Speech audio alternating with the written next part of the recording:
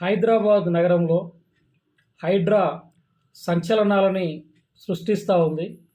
అక్రమ కట్టడాలపైన దూకుడు పెంచింది.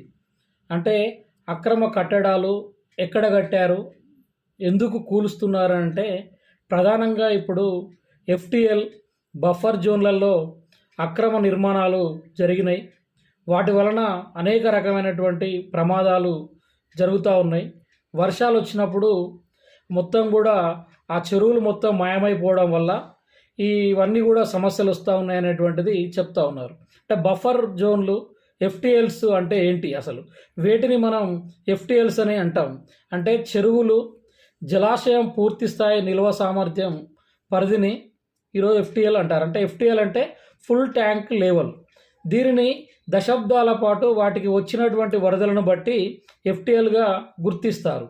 అట్లాగే మనం బఫర్ జోన్ అంటా ఉన్నాం. బఫర్ జోన్ అంటే ఏంటి అంటే నీటి వరదను బట్టి బఫర్ జోన్లుగా నిర్ధారిస్తారు. అంటే 25 హెక్టార్లు అంతకు మించి విస్తీర్ణంలో చెరువులు రిజర్వాయర్లు ఉంటే బఫర్ జోన్గా నిర్ధారిస్తారు. అది ఏంటి 30 మీటర్లు అంటే 100 ఫీట్లను ప్రామాణికంగా తీసుకొని వీటిని బఫర్ జోన్లుగా మనం అంటూ ఉంటాం. అంటే వీటి పరిధిలలో ఎట్లాంటి కట్టడాలు కానీ సాగు కానీ చేయడానికి అవకాశం లేదు. కానీ అట్లాంటిది ఏవి ఇన్స్ట్రక్షన్స్ ఉన్నా కూడా అనేక మంది రాజకీయ నాయకుల ప్రోద్బలంతో వాళ్ళ యొక్క సహకారాలతోటి ఈ బఫర్ జోన్లలో ఎఫ్టీఏలలో అక్రమ కట్టడాలు కడుతూ ఉన్నారు. విలాసవంతమైనటువంటి భవనాలను నిర్మించుకొని ఈరోజు దర్జాగా జీవిస్తున్నటువంటి పరిస్థితి మనకు కనబడతా ఉంది.